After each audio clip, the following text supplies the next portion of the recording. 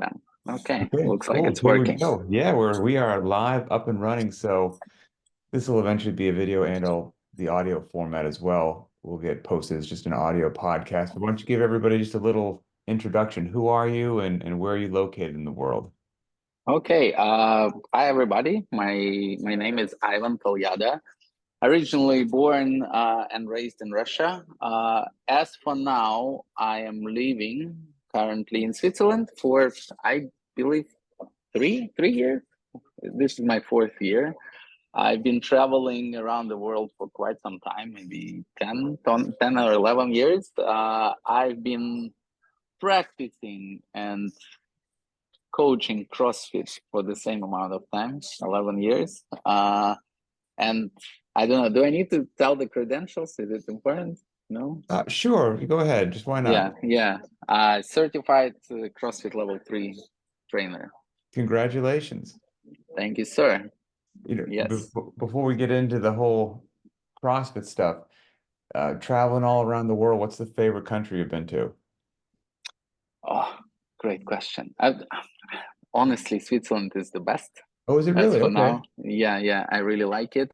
But I think I have a lot of memories with Thailand because I lived in Bangkok for 4 years, I think. Okay. Yeah. I've never been to So I have Thailand. I've never been to Thailand, so sell me on why it's so cool. I oh, okay. So I'm originally from a fairly small town in Russia, and my first experience living abroad was in Bangkok. And Okay. it's a one of the biggest cities in the world. It's amazing. You can find literally anything you want for very little amount of money. And when I moved there, I was 27, and I was just fascinated with all the opportunities. And I also had a lot of great connections made up there. So yeah, it's just a lot of memories about Is it everything. safe to assume that the weather was different than it was in Russia? It's tiny bit hotter. But And yeah, I mean it's summer basically all year around. So yeah. and what's so nice about Switzerland? I've done at least one seminar there a long time ago, if not maybe Okay. more than one. I can't quite remember, but I was always there for such a short period of time that I can't really say I got to experience Switzerland. Hmm. I What's see. so cool? Well, besides basic stuff like chocolate and gold, things, Chocolate and gold is a really good start.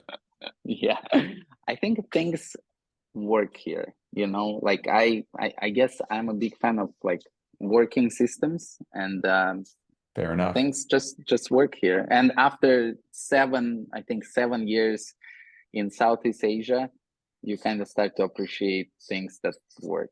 Hmm. So yeah. Okay, that's why I'm just a fan of, world travel and different cultures and things like that. So it's always interesting to learn about that. So I think you and I originally linked up or got connected or kind of met each other, I think through a post that you made on Instagram, if I'm not Yeah. mistaken, that I liked and shared. Do you recall what that was? Or Yeah. the So basic. general message? Uh-huh. The general message was, I think it was about 6 months of me uh, doing Linchpin, and it was kind of my own reflection on how things are going with my own fitness. And what I really like is that I was doing a Linchpin program for what, 6 months, nothing extra, no accessory work, just the workout of the day, the way it's supposed to be, I guess. And I just reflected on my progress. I could see that I'm still PRing. I could see that things are still moving up in terms of my fitness. And yeah, that's what I posted. And I think after that, and I tagged, I don't remember who I tagged, either you personally or Right. CrossFit Linchpin account. And yeah. But I kind of describe Lynchpin as a minimalist strength and conditioning program. Like I want to do the smallest effective dose each day to get you the Hmm. maximum results. Not only because it doesn't waste your time, but just because I'm just not just beating up your knees, back, and shoulders by just doing volume that isn't required.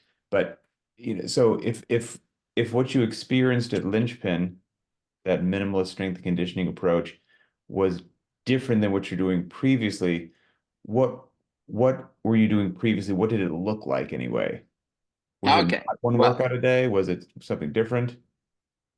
I kind of had some phases. I think when I started at the very beginning, I started that minimalistic approach because for Okay. me, CrossFit was at that time, 11 years ago, it was supplementation to my main activity. We started to do some American football thing with Okay. my friends, and we decided to use CrossFit as a strength and conditioning tool for that.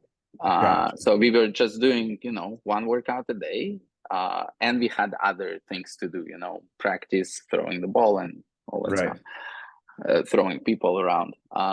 Yeah, and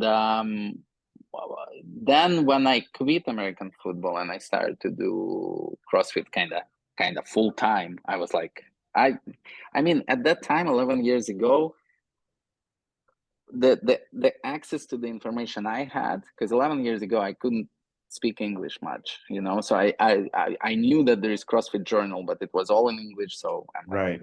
yeah, I'm not gonna invest my time in there. Sure. And what you could see is Rich Froning, Jason Kalipa, and all other names, doing some crazy stuff a lot, and you're like, okay, that's what I supposed to do, right? And that's what I started to do, like all this strength part, I don't know, 5x5 squats or whatever, and then followed by metcon, and then you need to do some accessory, because that's what you see, Right. and Right. what you see is what you're going to do. And I've been doing it for quite a long time. Throughout that, I think I obtained some injuries as well, like some, like I had two big injuries in my life. One was my lower back, and another one was my Achilles tendon. Okay. And like looking back now, I'm kind of almost grateful for that. I know it sounds weird, but it made me realize something, right? So the first one, when it was my lower back, I realized that probably I'm not rich running. Right. Right. Like it Most just of us are opened not. my eyes. Yes, yes.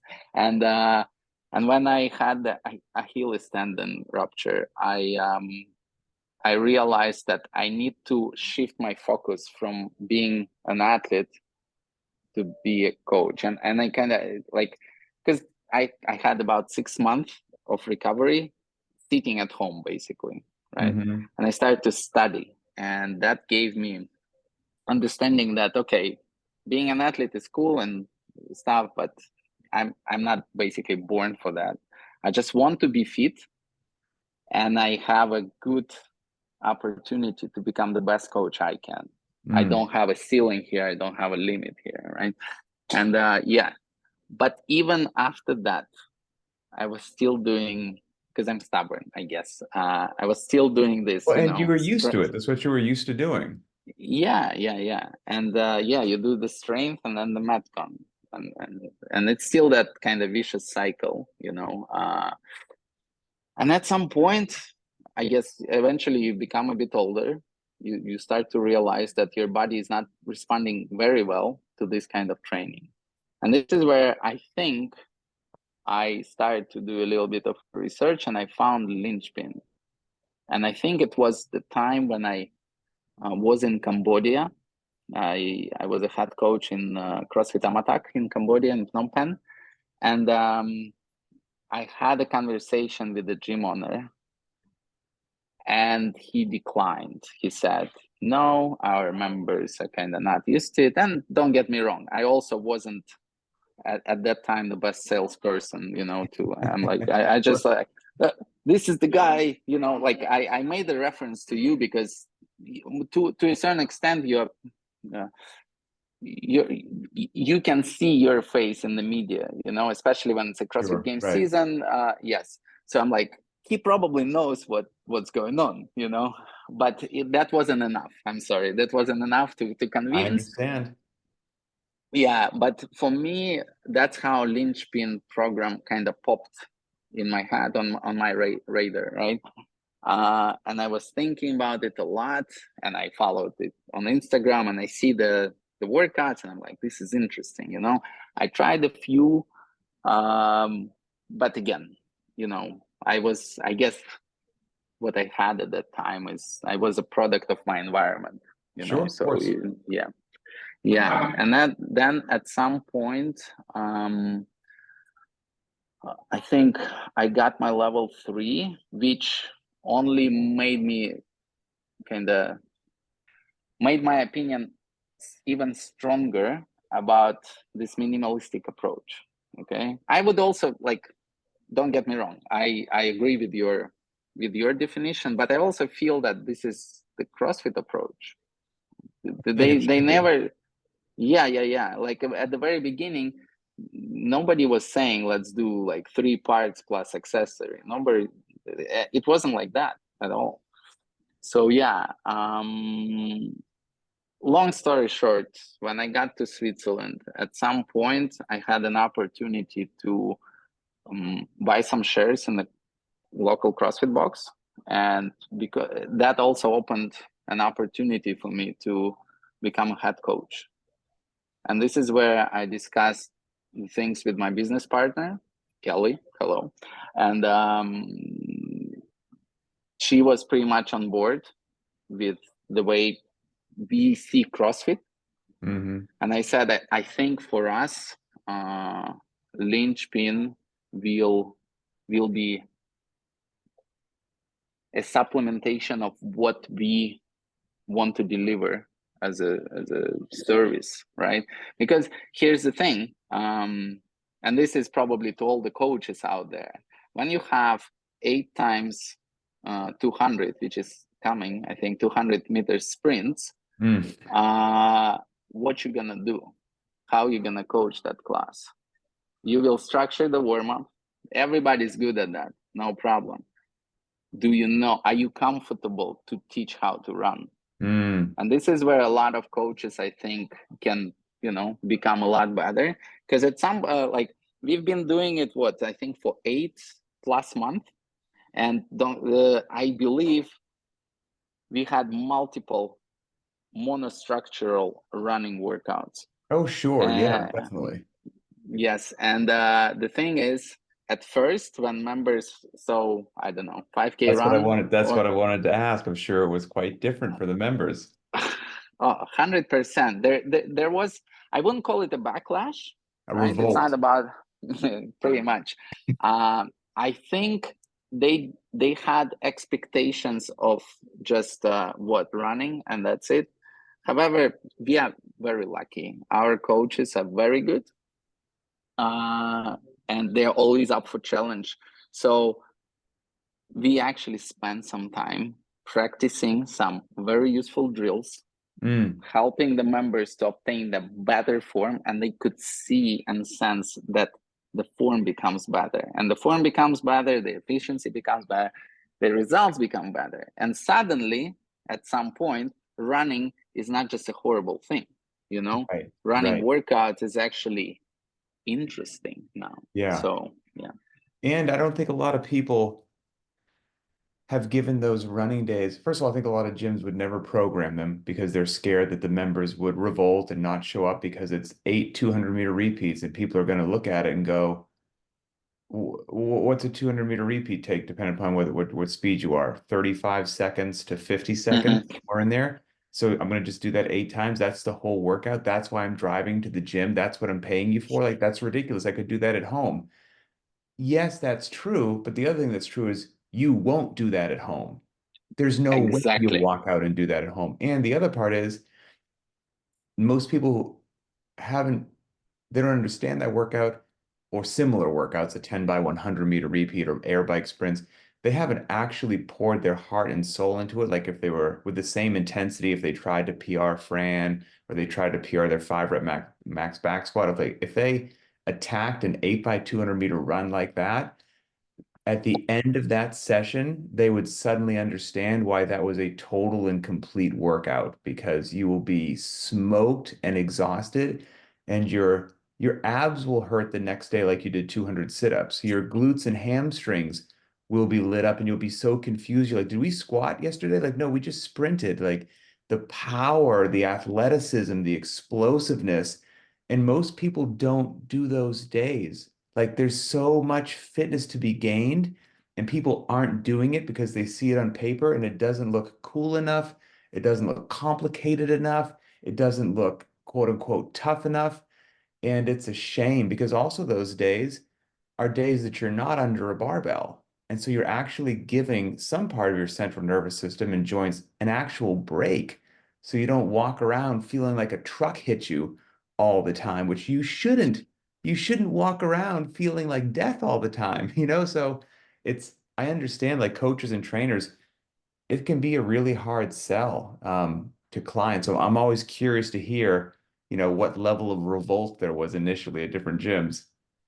Oh, I'm talking to a lot of coaches these days. We have a little group of CrossFit level 3 coaches that are potentially trying to prepare for level 4. Okay, Hmm. which is, I still have very mixed feelings about it. I can ask you, by the way, Sure. if I'm not mistaken, you are certified level 4, right? I'm sure I've let it lapse, but I was for years, I just never renewed Okay, it. okay. So it's not that new test that just recently came up. I'm a little out of the loop on that, but I believe if it's the level fours, anything like it used to be, it was the actual in-person test where you have to coach people and you will be Yeah, evaluated in real time of your ability to teach, see, and correct, to explain the movements, to manage your time appropriately, your presence and attitude, and all that stuff, like in a real class setting. That's what it was. yeah, yeah. And right now it's pretty much the same, but they came up with, I guess, pretty straightforward and transparent evaluation tool. Gotcha. Okay. Yeah. Yeah, but again, still, I don't know. Eventually, I think I will take the test, but as for now, I'm scared Yeah. Good. because yeah, yeah, It's but I think it's normal. understandable. It's normal. Yeah. So anyway, I was talking to a lot of coaches, and guess what? The evaluation tool will be around this typical or classic CrossFit workouts, right? You're not gonna teach 5x5 squat, and because it's impossible to do it within an hour, right? And some of the coaches that follow different programming, either writing by themselves, or right now, I think I feel that a lot of boxes just buying the programming, which I think Mhm. is fine. But I think a lot of them, I don't know, can we name them? Like, is it okay to name I would, or actually, I mean, I would prefer not to, just to be, okay, that's respectful here. fine. So I That's fine. understand. And I yeah, understand. basically all these popular programmings that are out there, they actually, I looked at them, it's over programming. Like I had so many friends messaging me and like, I don't know how to coach this, because Right. it's not coaching. It's like, hey guys, do this, 3 minutes rest, do this, and there is no room for coaching. And yeah, I think if most of the trainers out there in the boxes understand that, they would definitely jump on, but basically jump back to what it's supposed to be, you Yeah. know? And not only is there no time for coaching, because if you're gonna make people better, you need time. You can't be rushing from station A to station B to just you're so nervous looking at your clock. We're gonna be behind. The next class is coming in. Hustle, hustle, hustle. We got to move. Like that's not making anybody better. You're just doing a whole bunch of rushed, mediocre activities that you can't do well.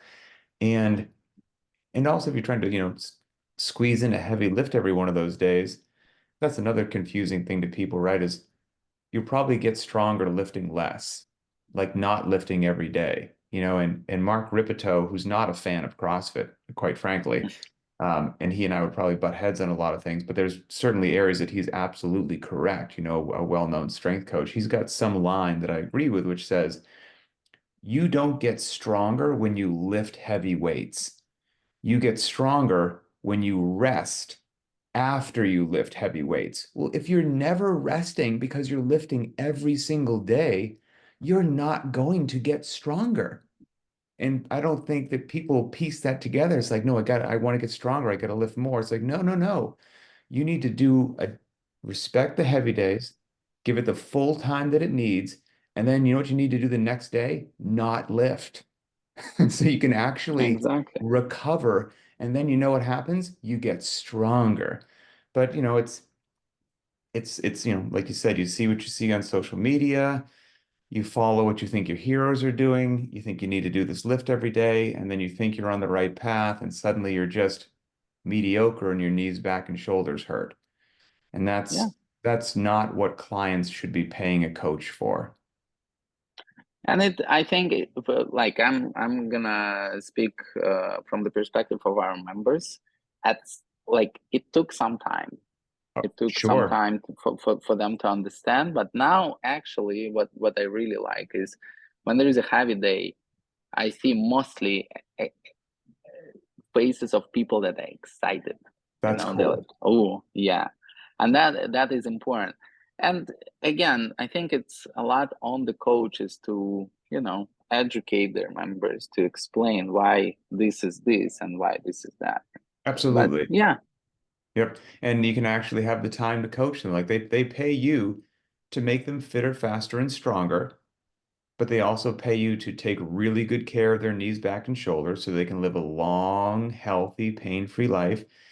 But the biggest thing, they pay you to make them better. And if you're just rushing them around the gym for an hour, yeah, you're getting a good sweat on, they're burning some calories, they're doing functional movements. Like it's way better than just sitting on the couch and eating junk food. Like that's for sure.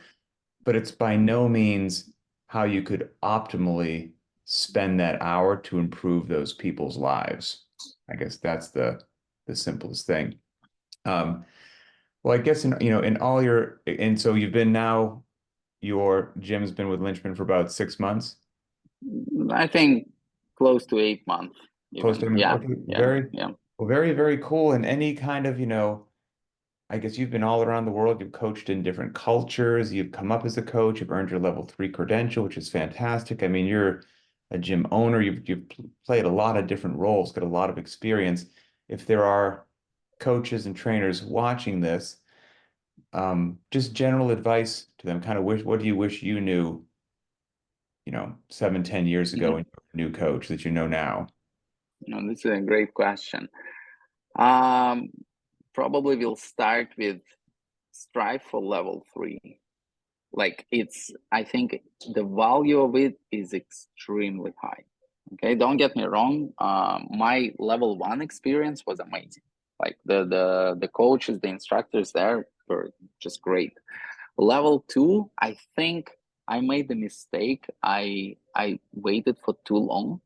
Mm, I basically, when my level 1 was about to expire, I'm like, okay, I need to do it. And it was still very good experience. I received a very good feedback on my coaching. But I think I just should do it tiny bit earlier. And but what I like about my level 2 instructors there, they almost tease me that I won't be able to pass level 3. And and guess what? 6 months after, I'm like, boom, here you that's go. cool. Maybe that was But the motivation you needed. pretty much, I believe so. So what happened, when I was studying, I was like, oh wow, and again, I think for there is a big difference between coaches in the States and coaches in other parts of the world. I think by default, most of the CrossFit coaches in the States, they were exposed to CrossFit Journal, and it Sure. just, I think that it's golden. You know, Agreed. I unfortunately did not have a chance, or I don't know. I skipped that part completely. And I also know many other coaches didn't read at all. So my first proper exposure was during my level 3 studies. Gotcha. And for me, it was tremendous, because it opened my eyes on what coaching should be.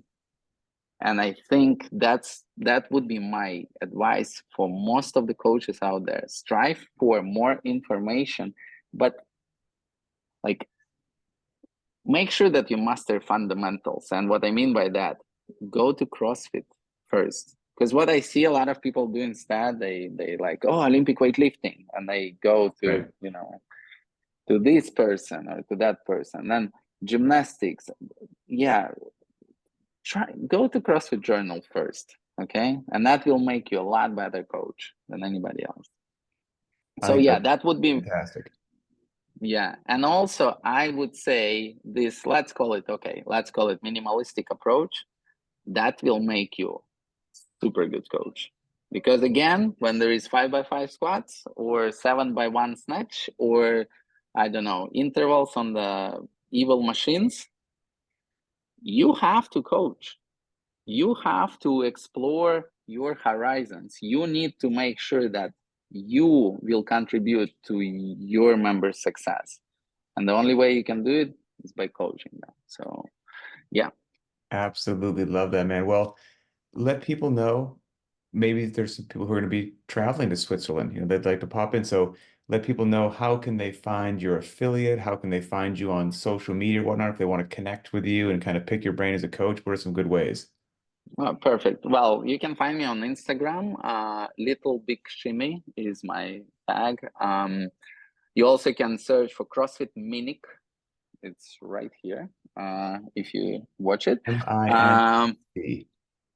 Sorry, Minic. Yeah, and it's in a wonderful city of Basel in Switzerland. Very, very good cities, and a lot of green spaces and stuff. So yes, please come and join us. Yeah, Very cool. Well, Ivan, I appreciate you sharing your story. Appreciate you being a part of Linchpin, and man, keep up the good work over there. easy. Thanks a lot.